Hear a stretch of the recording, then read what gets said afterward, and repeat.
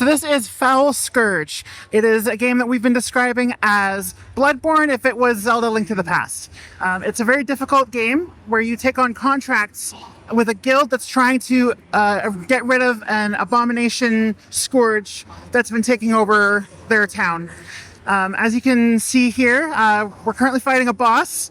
And it's not an easy fight. There's going to be a lot of dodging, there's going to be a lot of taking advantage, and there's going to be a lot of dying.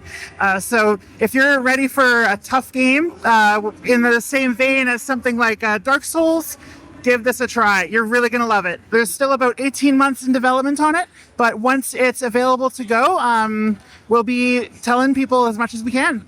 Team size currently is 15 people. I am not on the team myself. I'm just helping with the booth today. So using Unity.